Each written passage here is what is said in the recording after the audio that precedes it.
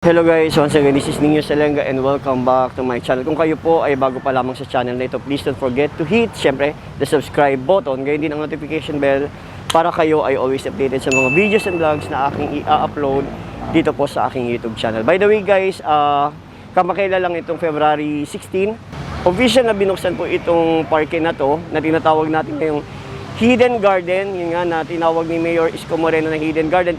Talaga naman nakatago siya, no? Nasa pagitan siya ng dalawang tulay. Nasa gitna siya. Dati ito ay isang tambakan lamang ng mga gamit, usually ng mga DPS. So nakatambak dito yung mga sasakyan, yung mga bakal-bakal na ginagamit nila. Pero ngayon, dinevelop ito. Well-developed siya as garden. So sa labas nito, yung pinaka-wall niya, nandun yung mga vertical garden na tinatawag. So makikita natin talaga na puro halaman, puro puno, maganda yung landscape.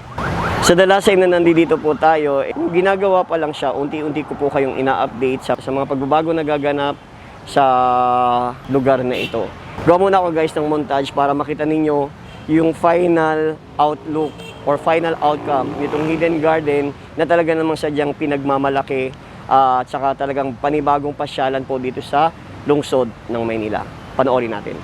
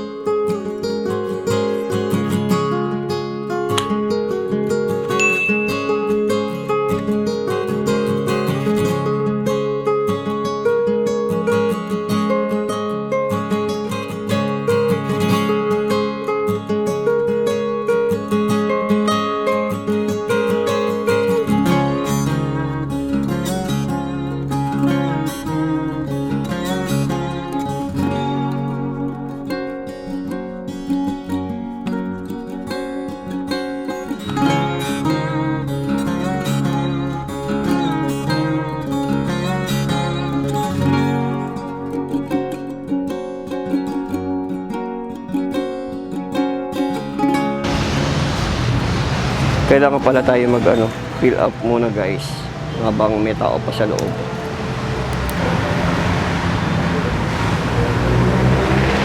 Health declaration form.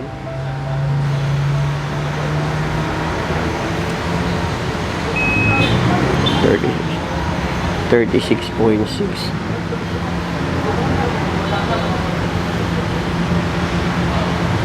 Yun. So dahil nga medyo maliit yung yung lobby nila sa loob ng coffee shop, so need natin na antayin lumabas yung isa, tapos ako naman.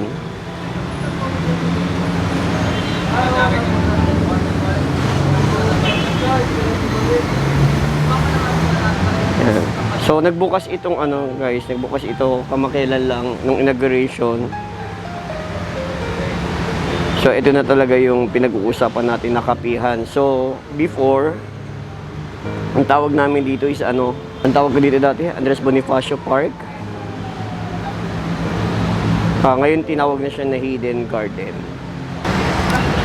Ayun. So antay lang natin. Okay na. Okay. Okay na, miss. Oo. 216 lang, sir. 216. Baka may smaller din kayo, sir. Ito lang, no? Tapos yun. 4 pesos po yun. Okay. Isang size lang ba yun? Yes, sir. One size lang. Okay. Tatawagin na lang or Ito po. sige. Ano mga opisina yung nasa likod? Engineering po. Engineering office. Yung mga in charge dito, no? Ito po, sir.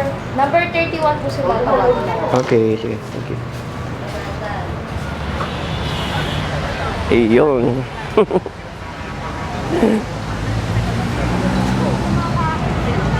Ayun, so guys, ito yung order namin. Ang tawag dito? Ube Makapuno Frap, no? So meron silang sinaserve dito na hot coffee. Siyempre may sinaserve din sila mga cold coffee, no? Mga cookies, mga breads. Yan pa lang for the meantime may sinaserve nila dito. Dahil nga parang nag-soft opening pa lang sila. Anyway, same doon sa sa Kapitolyo, sa Cartilla, sa Cartilla ng Katipunan. Nung una ganun din. So coffee and breads lang yung sinaserve.